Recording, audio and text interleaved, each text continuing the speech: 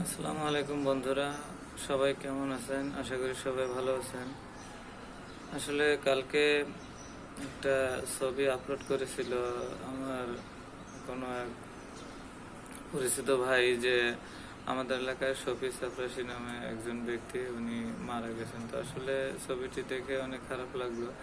তো ছবিটি দেখে আমি প্রথমে মনে করছিলাম যে আসলে শফিক চাপরাশি নামে যে লোকটি মারা গেছে উনি স্বাভাবিকভাবে মৃত্যুবরণ করছে, কিন্তু আজকে সকালে ফেসবুকে আরও একটা ভিডিও পাই, যে ভিডিওর মাধ্যমে জানতে পারি যে আসলে উনি স্বাভাবিকভাবে মৃত্যুবরণ করে নাই।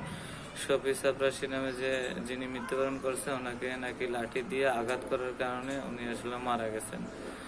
আসলে ভিডিওটি দেখলে আপনারা বুঝতে পারবেন কে একজন জমি সংক্রান্ত বিষয়ে ওনাকে লাঠি দিয়ে আঘাত করছেন, এক পর্যায়ে উনি মারা গেছেন। আসলে এরকম খুঁটিনাটি বিষয়ে এরকম মারামারি করে মানুষের জীবন নিয়ে নিতে হবে, আসলে এটা কোনোভাবেই কাম্য নয়। কেউই আসলে এটা আম, আশা করে না।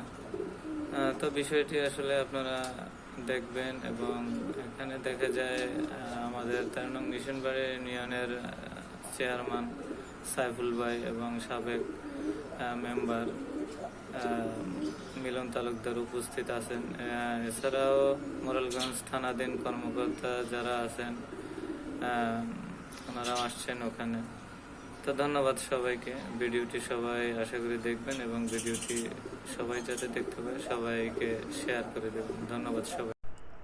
বাগেরহাটের মোরেলগঞ্জে 13 নং নিশানবাড়ি ইউনিয়নের শফিক চাপরাশি নামে একজনকে দুর্বৃত্তরা লাঠি দিয়ে আঘাত করে মেরে ফেলেছে।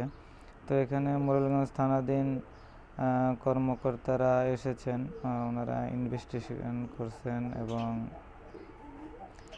তদন্ত করে দেখতেছে আসলে কী কারণে বা কে বা কারা তাকে মেরে ফেলেছে।